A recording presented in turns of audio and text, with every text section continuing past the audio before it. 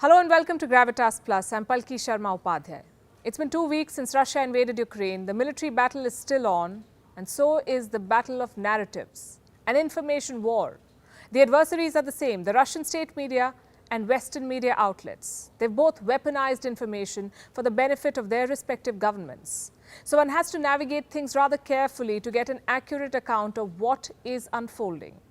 Even specific battle stories are questionable. For instance, the number of casualties. Headlines in Western media say that Putin's forces are being humiliated, that they've suffered heavy casualties. Most of them are going by Ukraine's figures. They say 11,000 Russian soldiers have been killed. That is at least 22 times higher than what the Kremlin says.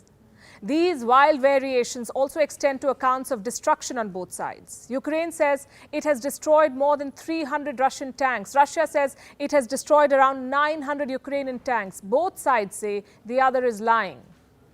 These differences illustrate the kind of story each side wants to offer to its own people. Ukraine wants to encourage its people through the tale of a successful resistance. Russia wants to convince its people through stories of its military gains, and neither wants to talk about the casualties in their own ranks. So which side does one really believe? Verifying their figures is a tough job. This is an armed conflict, remember. Access to combat zones is limited. There are no independent observers. So we don't know how much of the information is being filtered, modified, blocked, or concocted. Multiple storylines, multiple narratives and counter-narratives are doing the rounds. The first one is that the Ukrainians are successfully defending their land. How then did Russian troops reach the outskirts of Kiev in just 2 days? The second narrative is that Russian troops are making slow progress. How can they gauge the pace of Russia's progress with no access to Russia's battle plans? There's also a third narrative, which is essentially a moral binary. Whatever the West says is right, and anyone who does not accept this narrative is trying to undermine Ukraine's sovereignty. Now, all of these narratives can be challenged, should be challenged.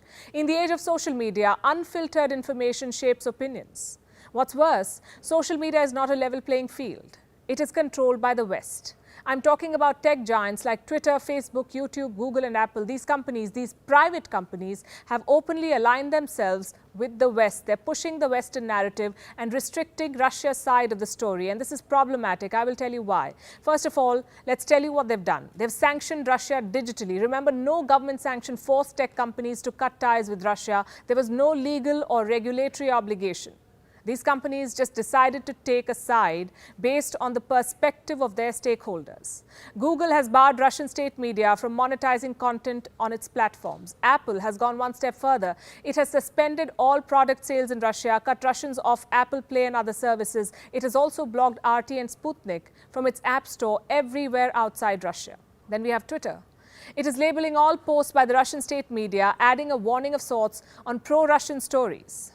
Then we come to Meta, the parent company of Facebook. It has left its contemporaries way behind. I'll show you a report. It was released on Friday. It says Facebook and Instagram will allow posts calling for violence against Russians and their president, Vladimir Putin.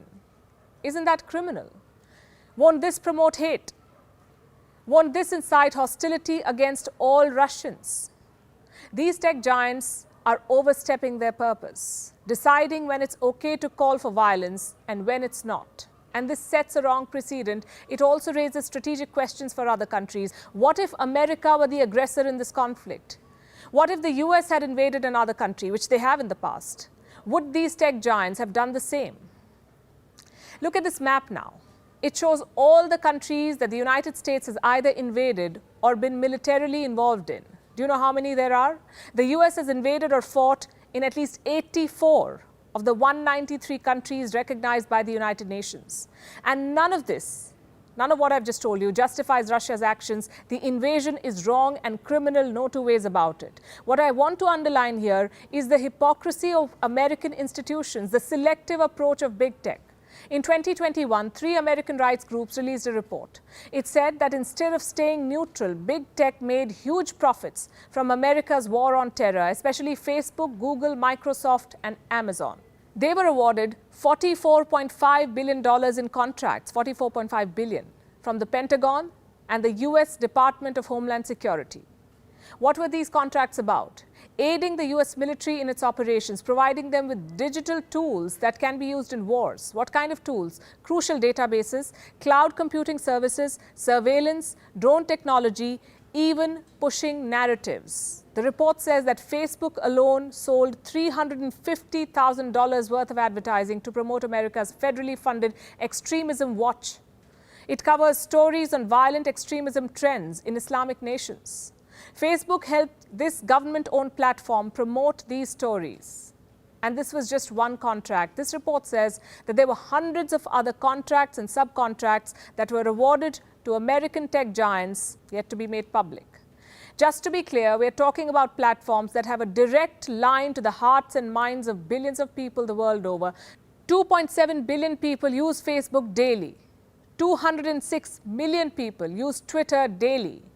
YouTube has 122 million daily active users. Imagine the kind of reach and potential big tech has in manipulating global opinion about America's actions, in controlling conversations about a conflict America is involved in.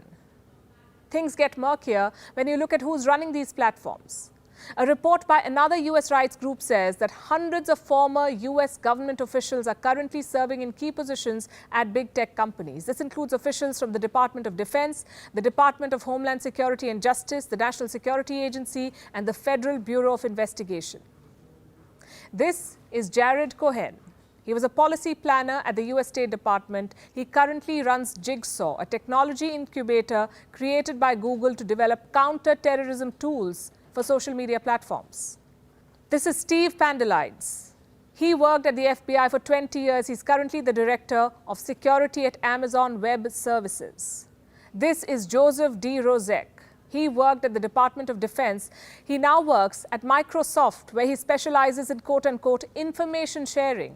And these are just a few names. There are many, many more. Reports say there's a revolving door of sorts between big tech and US government agencies, countless security officials and policymakers pigeonholing information to suit American interests.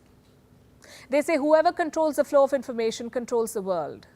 There could be no better description of what's happening right now. Russia is the aggressor in the conflict in Ukraine, yes, but the West's monopoly on information flow is making things complex. We cannot take every story on face value. We cannot confuse visibility with transparency. Not until the gatekeepers of the world's information keep global interests above their own.